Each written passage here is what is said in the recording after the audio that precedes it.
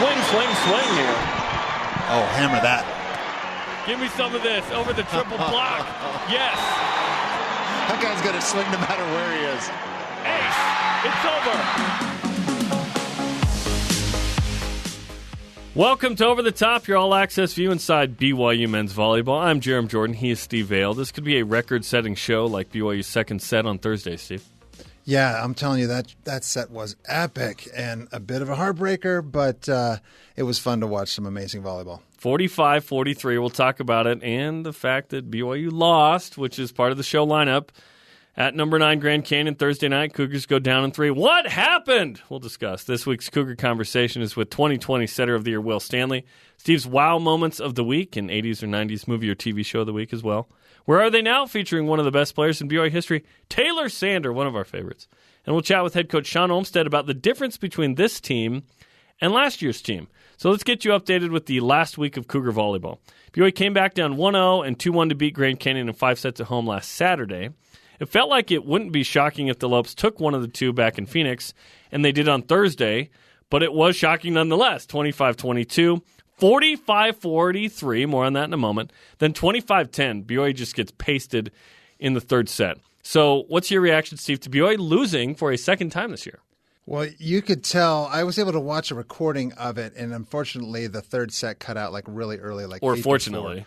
Well, yeah, I guess, right? I wasn't super shocked to see that it was kind of a blowout in that third set because that second set was literally 2 sets in a row. It was so long. Yeah.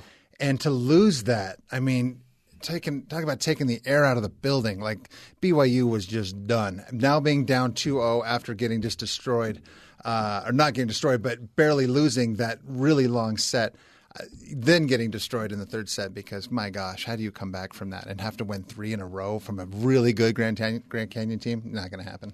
So BYU goes 45-43 in the second set. It's an NCAA record for the longest set in history. 86 was the previous record. This was an 88. BYU had played an 86-point set, losing 44-42 to Lewis in 2003 in the NCAA tournament. So Shawn Olmstead had been there. We'll talk to him about it coming up. That is a crazy set, man. That is insane. 17 set points for GCU, 9 for BYU, and the Lopes win it. And ultimately, that was the straw that broke the camel's back. It was, and that's the thing. When you play in a set like that, I mean, if you lose that, you're pretty much toast. And that was the thing. It went back and forth so many times. BYU would be down, they'd side out, they'd get there, and then all of a sudden, they'd get an ace, and they'd have the advantage, and then they'd go in the net. And it'd just be like, back and forth for like a year. It was crazy and just sad to watch them not get it pulled out. Okay, BYU loses for a second time this season, and it came to Grand Canyon. Not shocked that it came to Grand Canyon, Steve, because the previous weekend – BYU won in 4 sets against Grand Canyon on Thursday, but it was a deuce-set match, all 4 sets. And then it was tight again, and BYU had to come back on Saturday. So I'm not shocked. Playing a team 4 times in a row is tough. More on that later in our trivia question. But it is shocking because of the way BYU played last year and the way they're playing this year. And we've talked about it on the air during the TV broadcast as well. But it's the same group, so what's the issue? I think part of it, it's hard to kind of break this down. But first of all, last year, they felt like they should have been number 1, and they just played their guts out every match going into that. Ranked number 2 all year, right? Until beating Hawaii that last weekend. At the very end of the season, which was cut short. But BYU played with a chip on their shoulder the entire year to get that respect and that ranking. They come out of the gate ranked number 1, so basically they're already peaking right at the beginning of the year, and it's a different mentality, it's a different mindset. And being successful in volleyball is such a moving target. Your team is growing and changing every week. So is everybody else. Plus, you're not a surprising giant this year. Now everybody knows how good you are, and everybody's gunning for you. So it's everything is so different. I'm actually glad they lost because I think now it's going to get them to turn it up a notch and maybe play like they did last year going forward, and maybe they will be able to peak in late April or May. Hawaii will certainly take over number 1. Will BYU drop beyond number 2? We'll see, because BYU's looked vulnerable. This is not only a second loss, but BYU's played a lot of deuce sets. BYU's shown that it can be beaten or close thereof, and that was last week. It was like, BYU got away with one, and then BYU did not. So now they played today, and this is a match that BYU needs to win. If BYU loses this one, I think there are some serious concerns. If BYU wins this one, I'm like, okay, it's going to be all right. Yeah, I mean, I think if they lose again today, there's definitely going to be blood in the water, and every other team is going to be like, dun, dun, coming after them, right? Yes, so, at the end of sets against BYU. Right. So I don't know. I'm actually really curious to see how they're going to play today with everything on the line. Again, it's really early in the season, and they can definitely build from whatever. But, yeah, they've definitely showed some vulnerability already in the year, and so they got to figure some stuff out for sure. Okay, a little drama, a little conflict, never hurt anybody. BYU's got that going now with men's volleyball, BYU and GCU. Today, again, each week we're going to connect you with a former player in a segment called Where Are They Now? Today's guy's one of the greats, Taylor Sander. What's up, Cougar Nation? It's Taylor Sander. I'm currently living in Poland with my wife, Rachel, and my little boy, Atlee, playing my 6th professional season with PGE Skra. I'm super excited for the summer and continuing my road to Tokyo. I hope you guys can follow along as we work to reach the gold medal match and bring home the gold. I'm super excited to watch the BYU boys this year, and I hope that they can win a national championship. Go Cougars. Always good to hear from Taylor. Playing in Poland, brother Brendan's there as well. Number 1 in kills in the rally era, number 1 all-time in aces in the rally era, 2nd in kills per set. He had 350 as an outside hitter and 6th in digs as well. He was so fun to watch, Steve. Yeah, I'll tell you, I think one of the really cool things about men's volleyball is watching these high flyers, these guys that are incredibly athletic. And his mechanics, he was so fluent. Like, he's just like amazing watching him play and just float through the air, watching him hit the bic, which he still does a ton for the USA team. I mean, he is just powerful, and he's like Michael Jordan out there, just so poised and amazing. Okay, coming up, why is this team different from last year's team? Shawn Olmstead will discuss that, plus our conversation with senior setter Will Stanley. His family is incredible at volleyball. Will's pretty good as well. This is Over the Top on BYU Radio.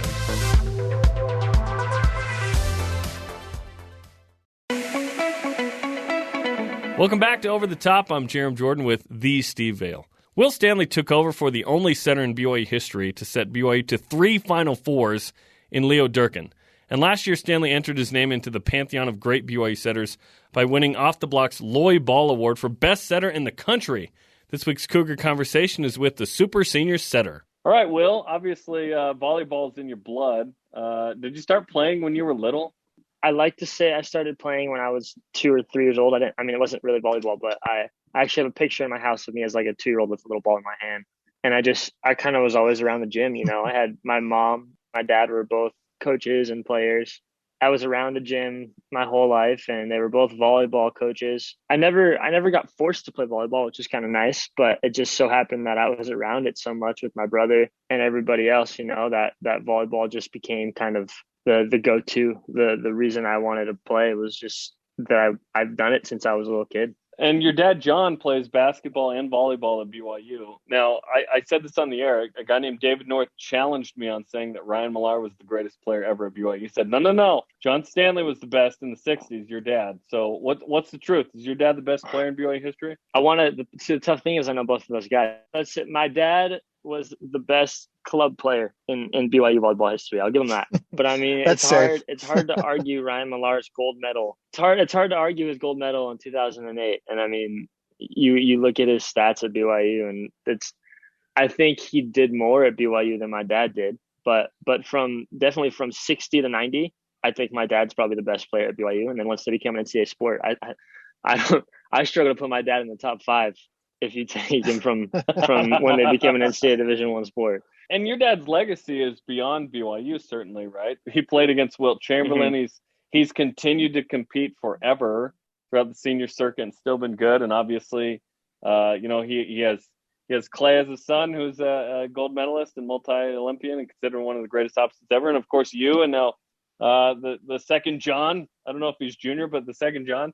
And so it's quite the legacy, man. It's pretty cool. What do you think of all that? My dad's played volleyball since he left college. He hasn't stopped playing volleyball, and it definitely is something to think about growing up. When you're starting to play, just that idea that you have my dad who's in the Volleyball Hall of Fame, and then you have my brother who will probably be in there. I mean, he retired 5 years ago now, so I think he's getting close to being able to get nominated. He'll be in there. I've got 2 family members who are going to be Hall of Famers, and just, that legacy growing up, it was tough. I think just having to realize that, you're not so much of just playing volleyball.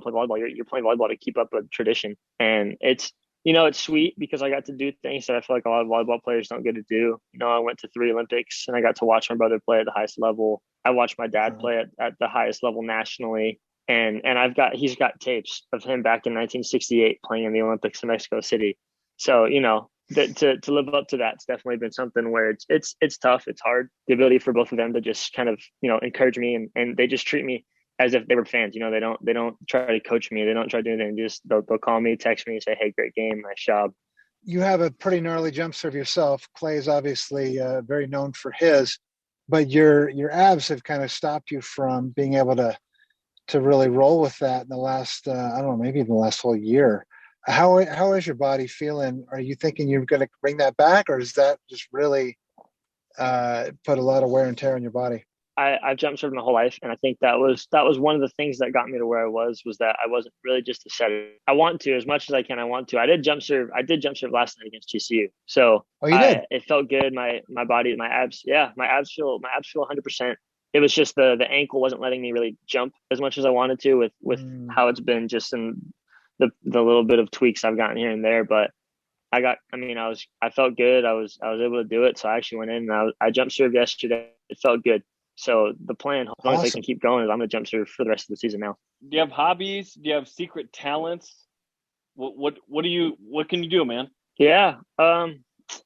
Hobbies. I'm a golfer. I think that is something I picked up a few years ago. I love the golf. I mean, it's another thing to kind of get my mind off of volleyball.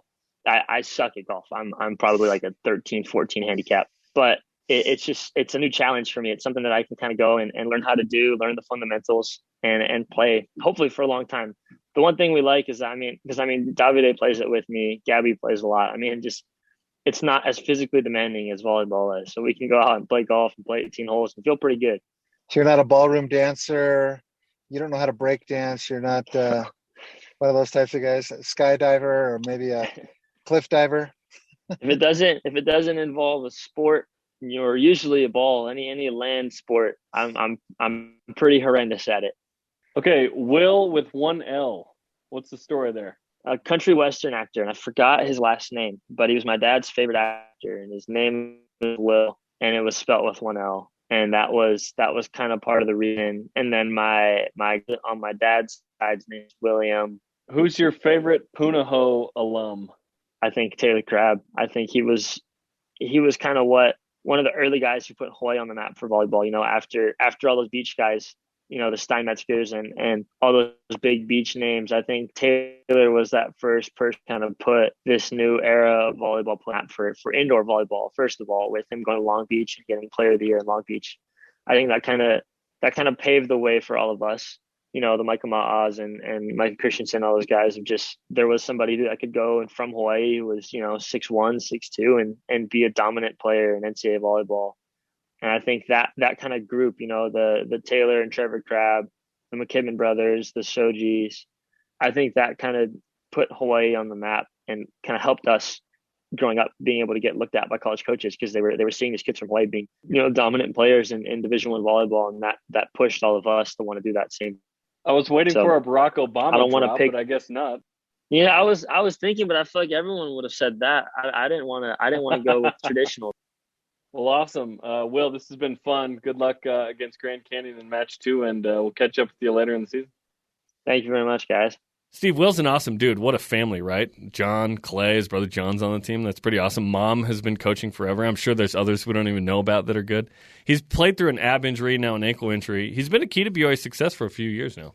Yeah, he has, and we saw what BYU was like without him on the floor, and they had some work to do, but with him out there, boy, they got things dialed in, and they are very, very powerful. Will Stanley, great to have him. Always good to have the best setter in the country. Okay, Steve says wow a lot during the matches, so naturally it's time for... This is Steve's Moments of the Week. And there have been several the last week. Steve, what's up?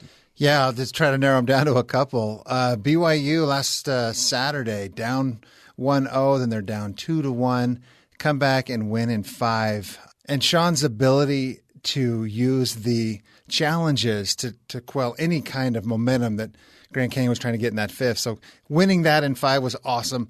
The second set, the other day, 45-43. That was an epic match, and my homer side coming out a bit of a heartbreaker for BYU. So, and the fact that they have BYU a second radio, it's all good. Yeah, right. And then the fact that they have 2 losses already, which they never had last year. Crazy. Those are big time wow moments. That was Steve's Moments of the Week. As we go to break, here's today's trivia question. BYU's playing Grand Canyon 4 times in a row, 2 in Provo, 2 in Phoenix. How many times have the Cougars played the same opponent 4 consecutive games? The answer after the break.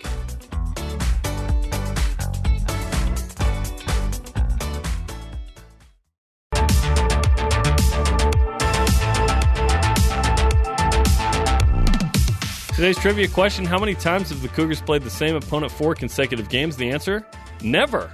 It's never happened. That's a pandemic thing. You're not going to play a team 4 times typically. Maybe 3 in the MPSF tournament, but BYU playing Grand Canyon 4 times in a row, that has never happened with any opponent in Cougar volleyball history.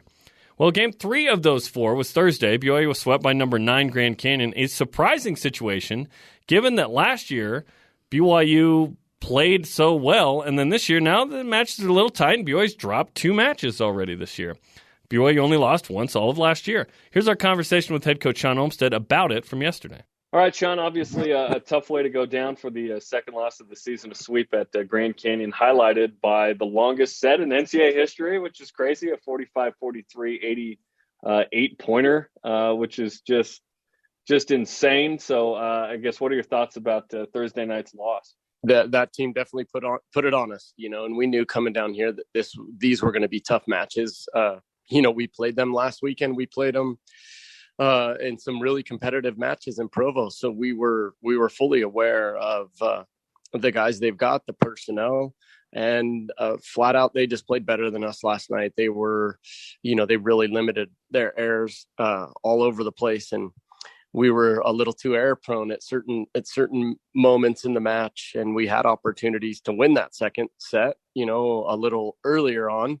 The guys came back from a big deficit right off the start, and we were in it, but just a few too many mistakes. And these guys are learning pretty quickly that no one's just going to kind of roll over for them. No, not that we are communicating that to them or discussing it, but they're just learning that it's a tough road. It's always going to be, and so together we've got to kind of right the ship and figure things out.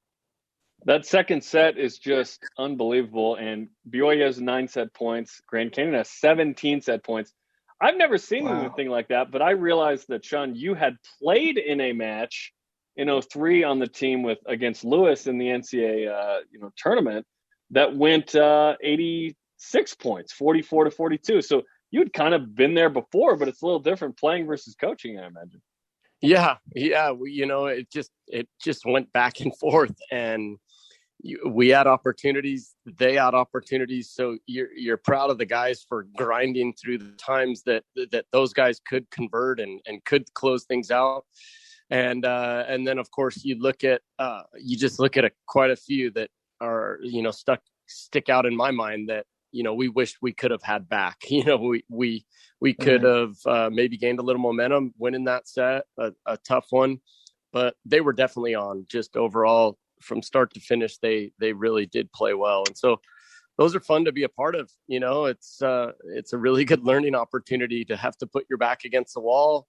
The other team's got to do the same, and you both have to fight through kind of key moments, key points and opportunities. And that's what sports are all about. And that's what I told the guys at the end of that set is, hey, this is why we play sports, to push each other, to compete with somebody else. That's what we get into it for. And so the guys were fortunate that they got to be a part of it because, it didn't fall our way, but you get to be a part of something great. Certainly, this is a different season than last year, and you've talked a lot about, listen, and you've even said it here, no one's going to give us anything, right? despite the fact that you were 17-1 last year, the one loss was in 5 in extras and the season before the pandemic hit. It was so dominating with the same team, essentially. The expectation was, well, hopefully it's going to be like that. It's certainly not. That doesn't mean you won't get to the NCAA tournament and or win the national championship, but it's a different kind of season. So how are you navigating that with this team where it's like, hey, this isn't last year, but we're still good and we can even be great?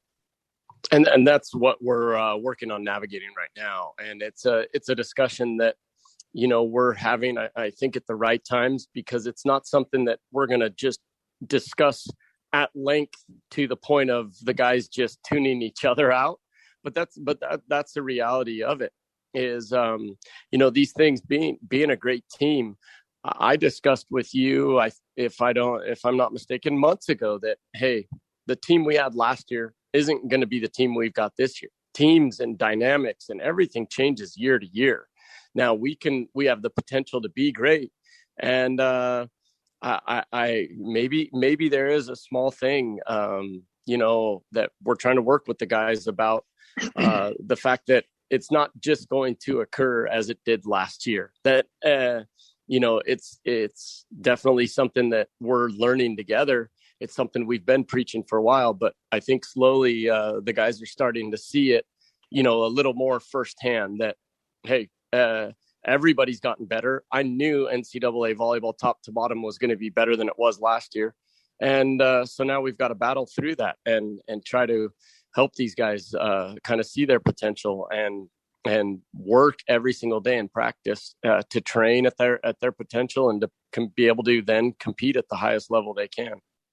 So, Shawn, last year, you guys were number 2, fighting for the number 1 spot most of the year, almost playing with a chip on your shoulder, it seemed, fighting really hard in every match to get to that point. This year, starting at number 1, it seems almost as if you guys have been in cruise control and not playing with that chip on your shoulder. Do you think the loss last night will help to fire you guys up to push to that next level? Not entirely, Steve, because I just feel like we need to play a little more with a little more trust and confidence in every single person around us. And I think those are a few of the things that we've lost for one reason or another. And then that's just me being open and completely transparent. So I don't know. I hope we, in reality, I don't think we should be the way we're playing and we're just not playing clean, great volleyball. I don't think we should be anywhere towards, the number 1 team. I really think that we have to look at it with the mindset of, look, we're definitely not tapping into all that we can be. And so there's work to do, and there's a lot of work to do. And we've got to have that mindset. And if we don't, that's when, things get in cruise control.